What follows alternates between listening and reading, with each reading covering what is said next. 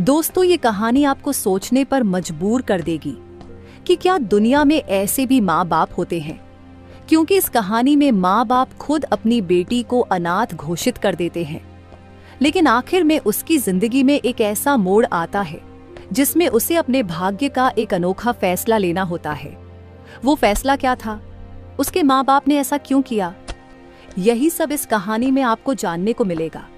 भरतपुर गांव में मनोहर अपनी पत्नी यशोदा और 3 बेटियों कंचन, पायल और राधा के साथ रहता था।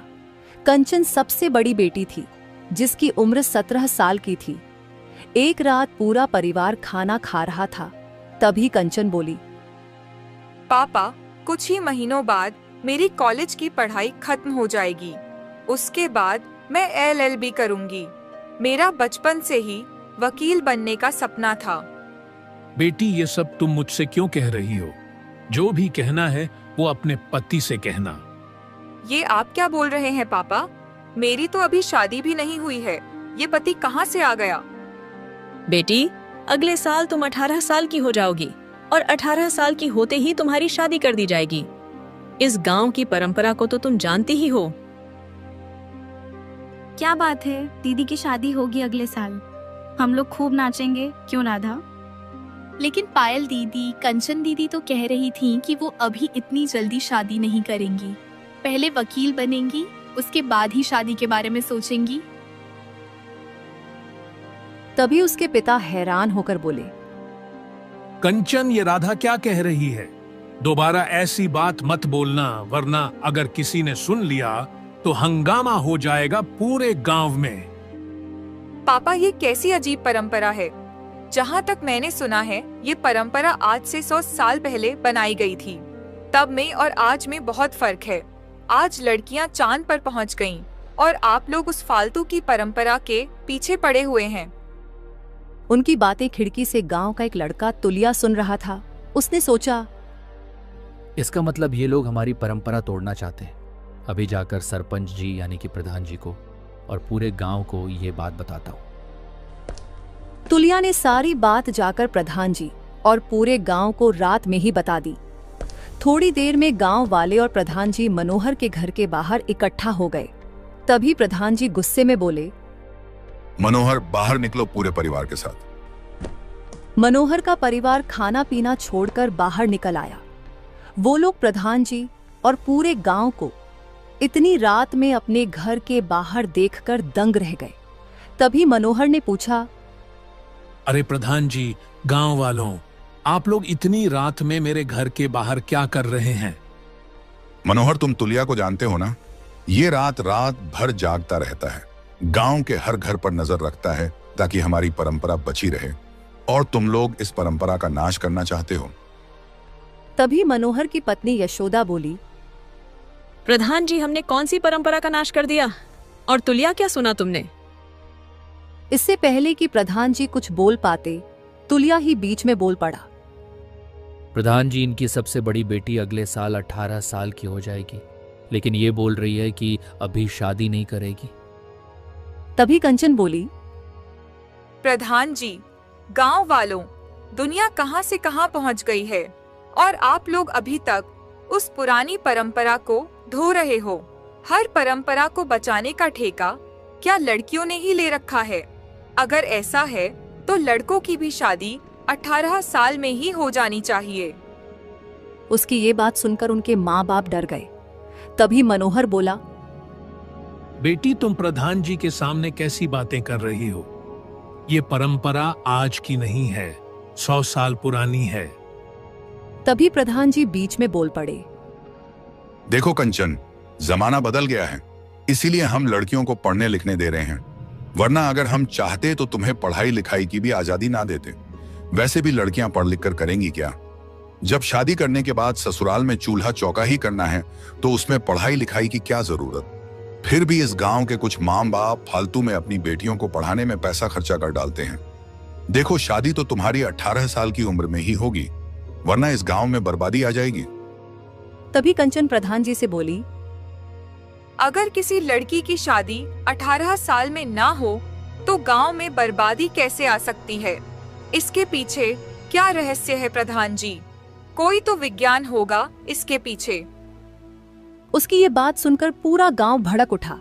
खैर प्रधान जी ने सबको शांत किया और बोले, बस इसीलिए मैं लड़कियों को पढ़ाने के लिए मना कर रहा था।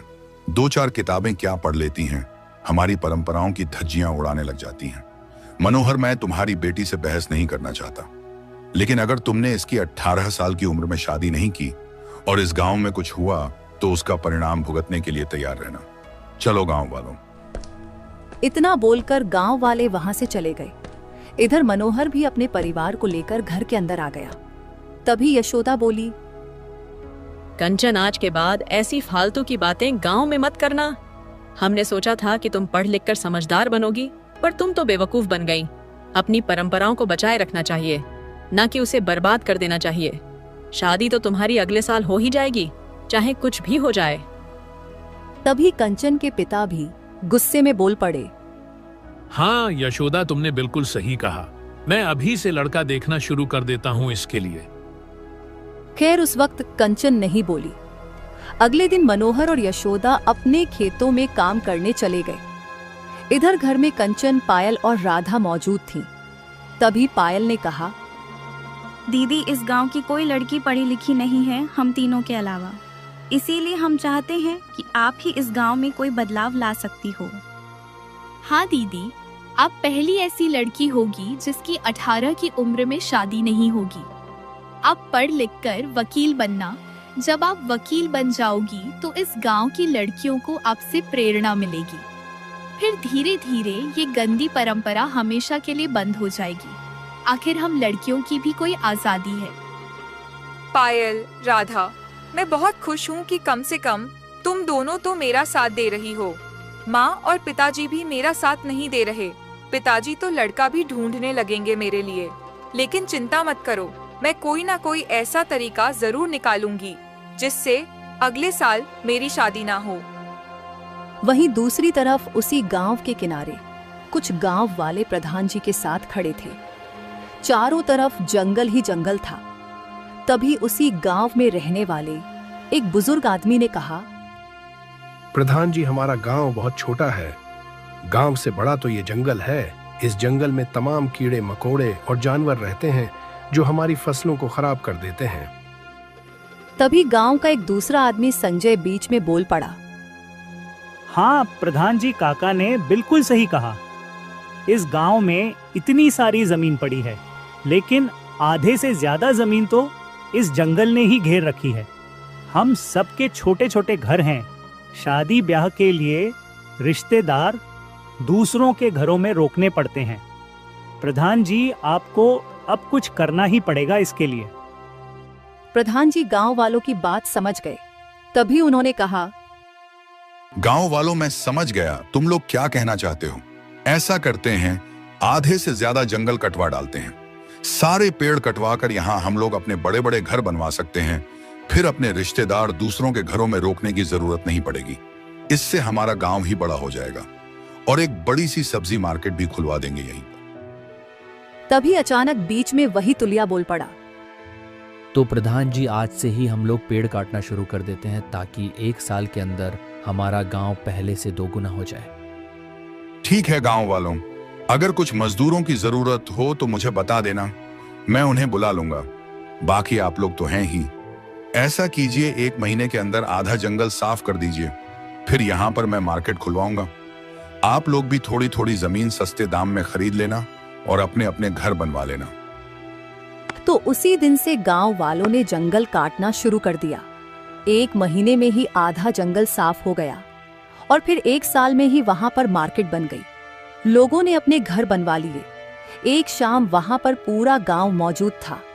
मनोहर लाल, उसकी पत्नी, उसकी 3 बेटियां, प्रधान, सब लोग मौजूद थे।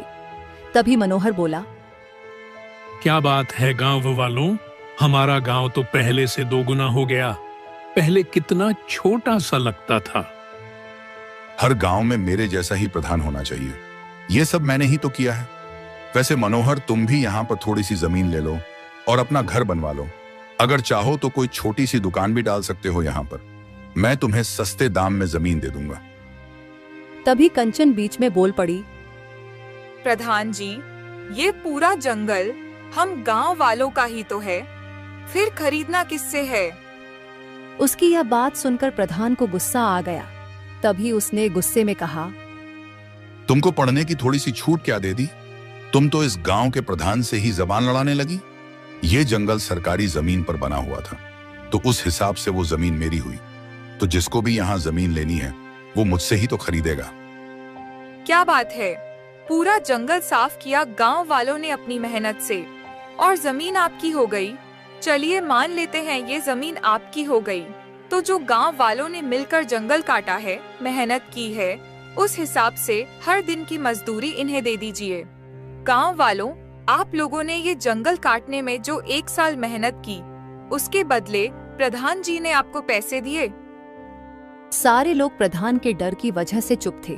तभी कंचन बोली, मुझे पता है आप लोग प्रधान के डर की वजह से कुछ नहीं बोल रहे हो।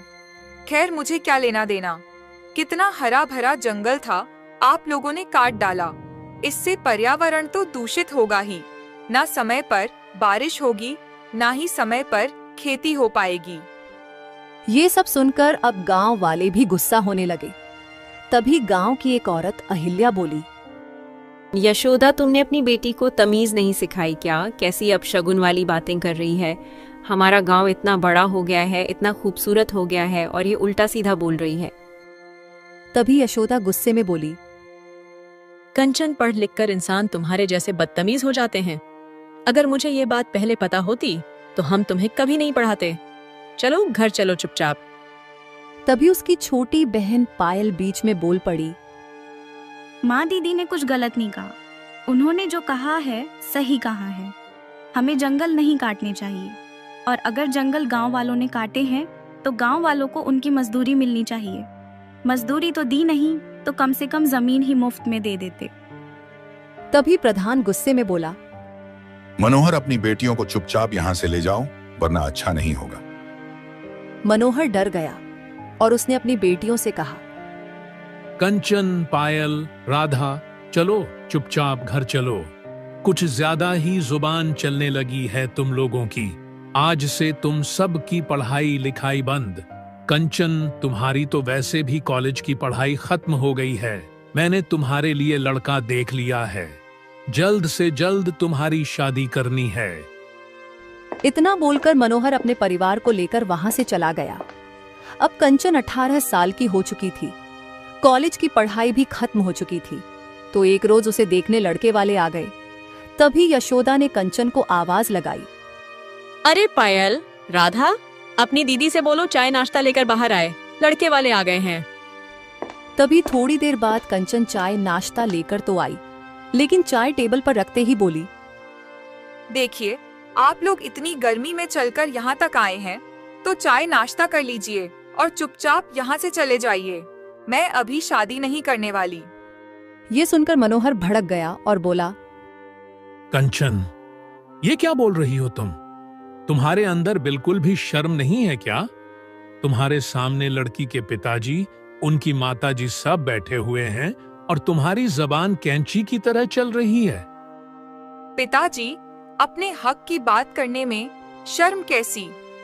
समय के साथ बदलाव होना चाहिए। कब तक सिर्फ मर्द ही बोलता रहेगा इस दुनिया में? मैं इस गांव को बदल कर रहूंगी। उसकी बातें सुनकर लड़के वाले भड़क गए। तभी लड़के का बाप बोला, भाई साहब, आपने हमें यहाँ बेइज्जती करने के लिए बुलाया था क्या? ऐसी कैंची जैसी जबान चलाने वाली लड़की को मैं अपने घर की बहू नहीं बनाने वाला। चलो बेटा यहाँ से। इतना बोलकर लड़के वाले वहां से चले गए। कंचन की दोनों बहनें दूर से सब सुन रही थीं। तभी यशोदा बोली, तुझे हमारे घर पैदा ही नहीं होना चाहिए था। इतने सारे लोगों के सामने हमेशा हमारी बेइज्जती करवाती रहती है। 18 साल की हो गई हो, कब करोगी शादी? हमारी परंपरा तोड़कर ही रहोगी क्या? परंपरा के नाम पर आप लोग सिर्फ लड़कियों को पीछे रखना चाहते हो और कुछ नहीं। और माँ, आप एक औरत होकर भी मेरा साथ नहीं दे रही हो। अगर आज मैं चुप हो गई तो आने वाले हजारों सालों तक ये गांव हमेशा पिछड़ा ही रहेगा। मैंने आपसे 100 बार बोला है कि मैं शादी नहीं करने वाली जब तक वकील नहीं बन जाती। और इस गांव की दशा को बदल नहीं देती। तो उस दिन के बाद जितने भी रिश्ते कंचन के लिए आते थे, कंचन साफ साफ मना कर देती थी। ऐसे करते करते पूरा 1 साल गुजर गया और अब कंचन 19 साल की हो गई। तभी अचानक उस गांव में सूखा पड़ने लगा। लोगों की जमीनें बंजर होने लगी। पूरा गांव परेशान था। एक रोज खेतों में पूरा गांव कड़ी दोपहर में इकट्ठा था।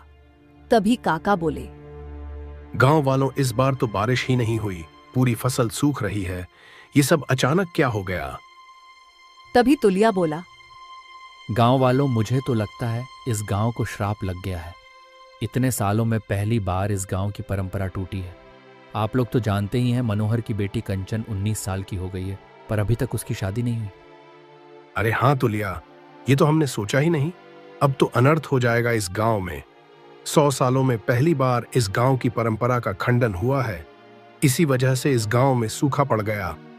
चलो इस बारे में प्रधान जी से बात करते हैं। लेकिन जैसे ही गांव वाले प्रधान जी के घर की तरफ जाने लगे, वैसे ही अचानक आसमान में बिजली कड़की और मूसलाधार बारिश होने लगी। आंधी तूफान चलने लगा। तभी काका बोले, क्या बात है गांव वालों, लगता है ये इस गांव की पहली गलती थी, इसलिए भगवान ने हमें माफ कर दिया है और बारिश शुरू हो गई। चलो फिलहाल अपने अपने खेतों में चलते हैं। लेकिन ये बारिश कोई साधारण बारिश नहीं थी।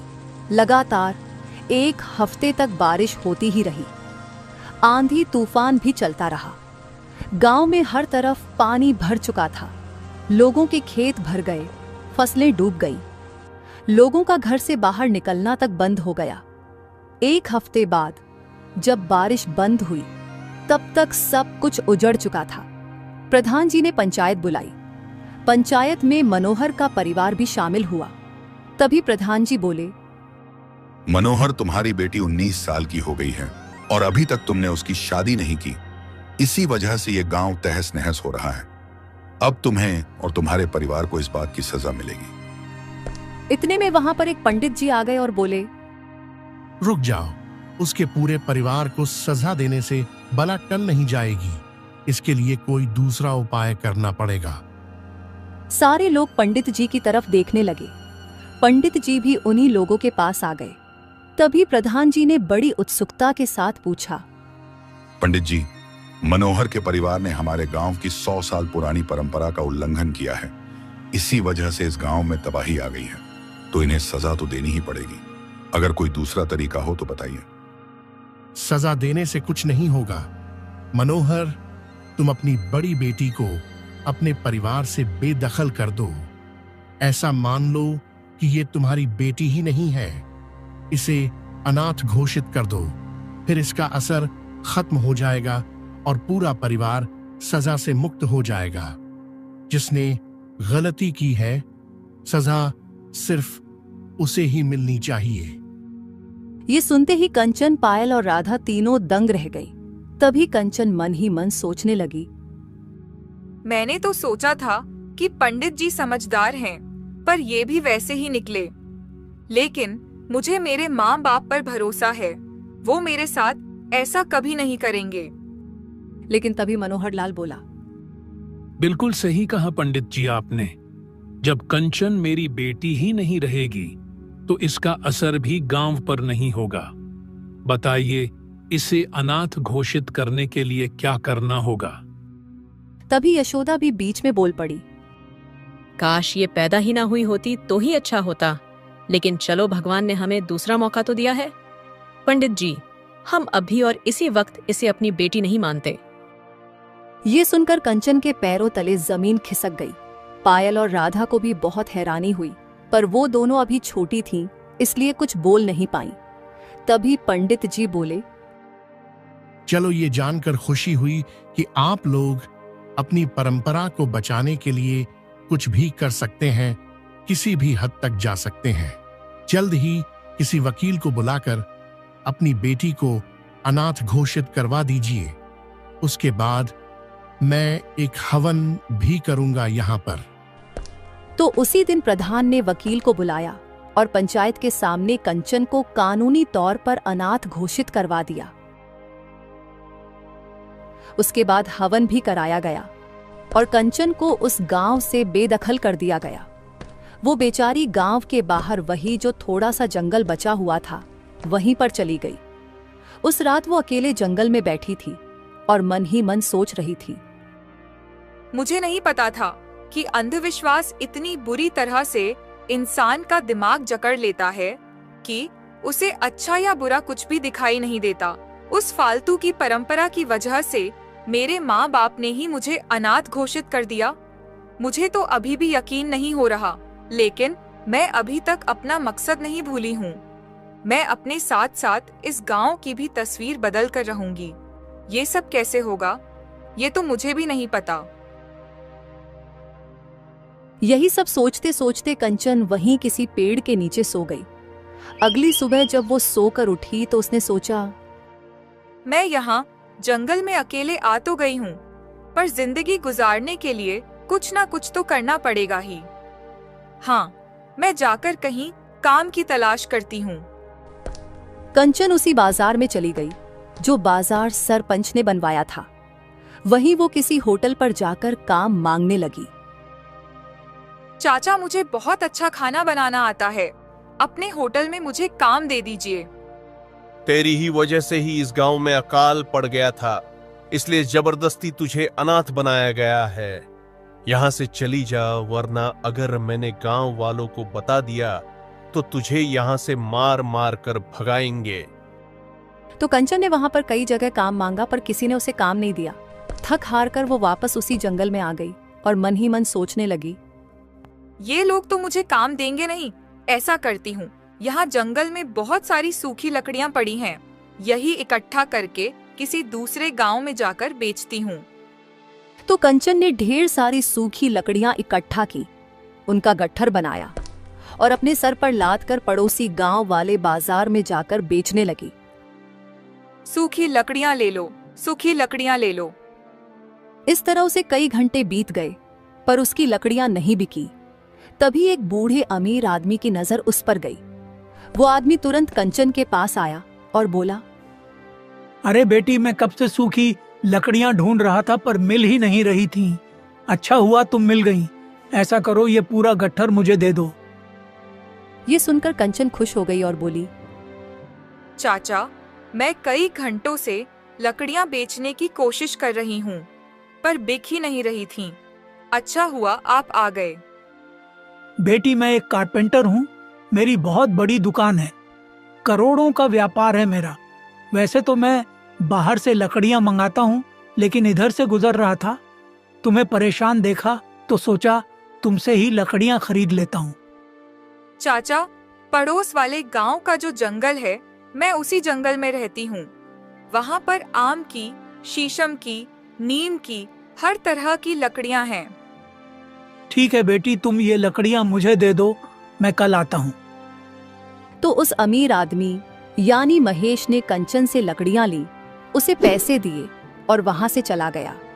जाते वक्त रास्ते में वो सोचने लगा, जब भी किसी लड़की को परेशान देखता हूँ, मुझे अपनी बेटी याद आ जाती है। मेरी भी ऐसी ही बेटी थी, बेचारी बीमार थी, पर बीमारी ने उसको मुझसे छीन लिया। कल मैं इस बेटी के पास जरूर जाऊंगा। मुझे लगता है कुछ बुरा हुआ है इसके साथ। इतना बोलकर महेश वहां से चला गया। इधर कंचन उन पैसों से थोड़ा बहुत राशन खरीदकर उसी जंगल में वापस चली आई। भगवान तेरा लाख लाख शुक्र है, कम से कम कुछ पैसों का इंतजाम तो हुआ।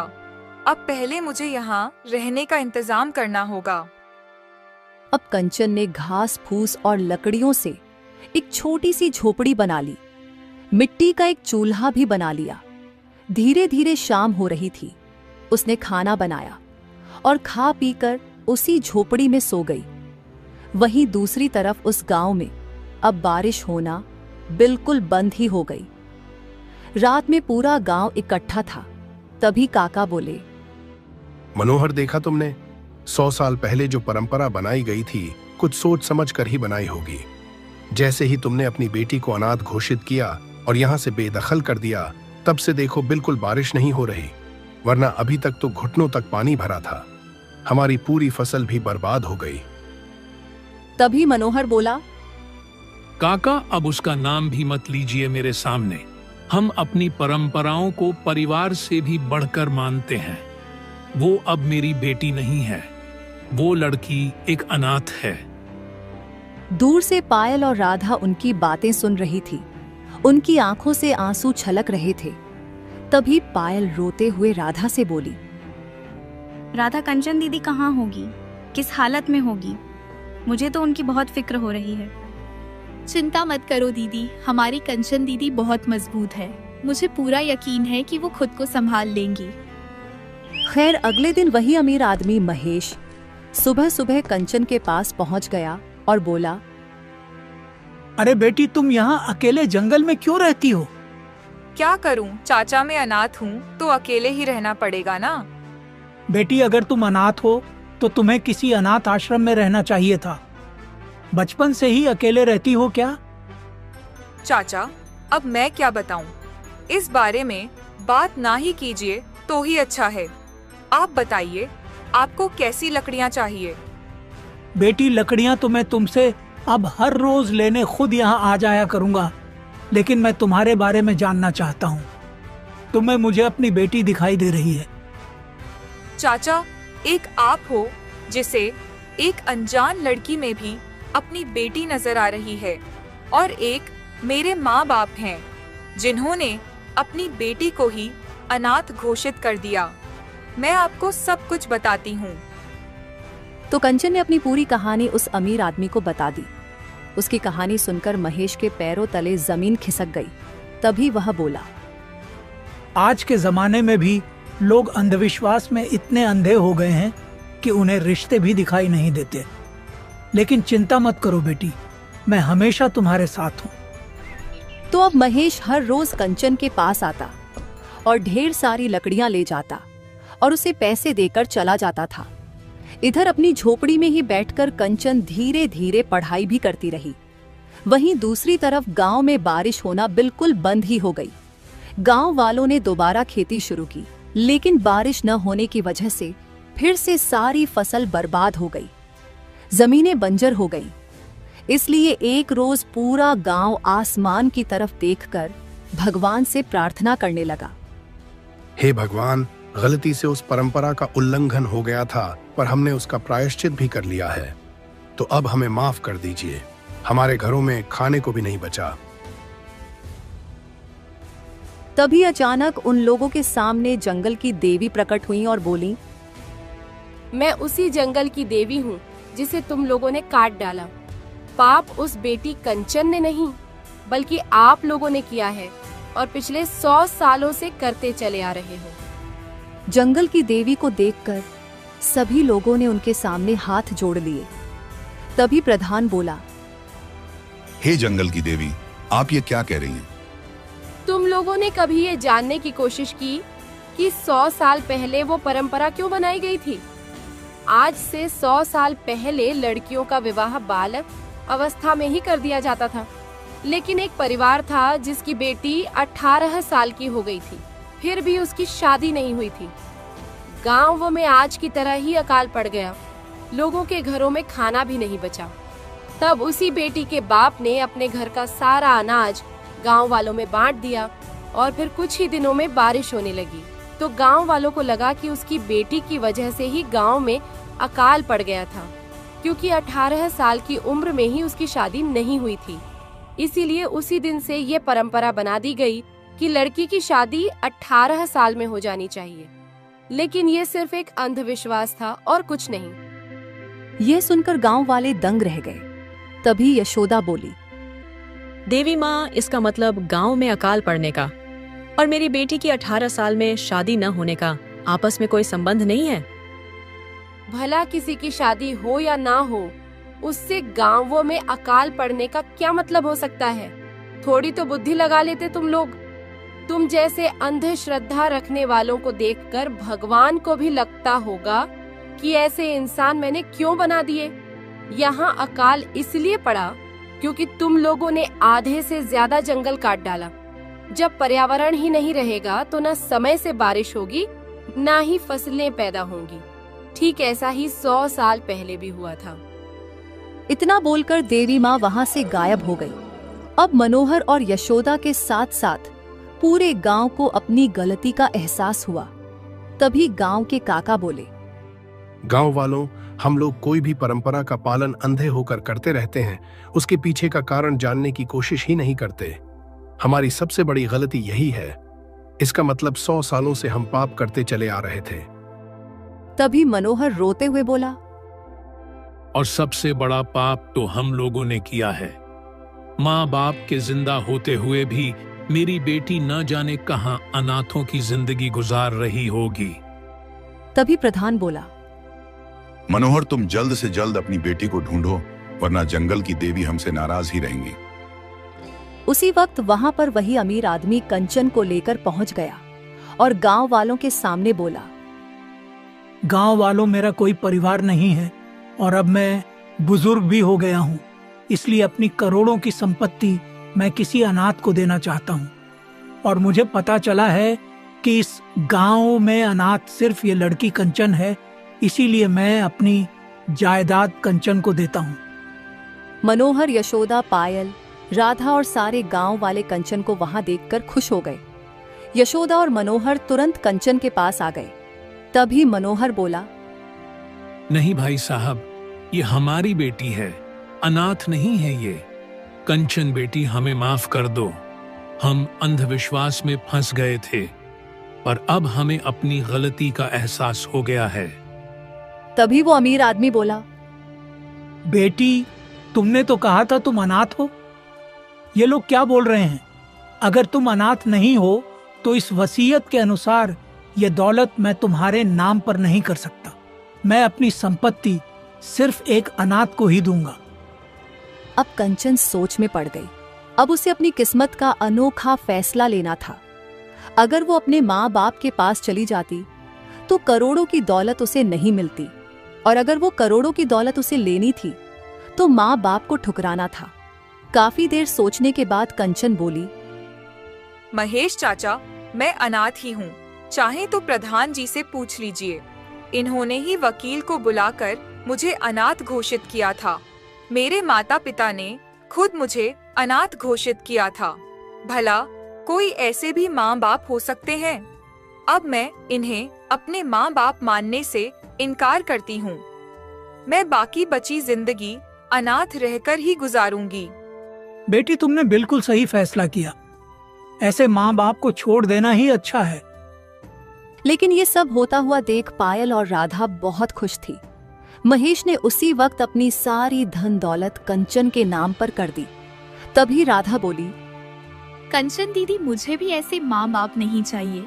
क्या पता कल इन्हें कोई नई परंपरा याद आ जाए और ये हमें भी अनाथ घोषित कर दे। तभी पायल भी बीच में बोल पड़ी, सही कहा राधा, आज से हम तीनों बहनें अनाथ हैं। कंचन दीदी, आज से हम दोनों आपके साथ ही रहेंगे। तो उन पैसों से कंचन ने अलग किसी दूसरे गांव में अपना अच्छा घर बनवाया, अपने बहनों को पढ़ाया लिखाया और खुद भी वकील बनी। वकील बनने के बाद उसने अपने पुराने गांव में स्कूल बनवाया जिसमें बच्चे मुफ्त में पढ़ सकते थे। 5 साल बाद पायल और राधा उस स्कूल को संभालने लगी।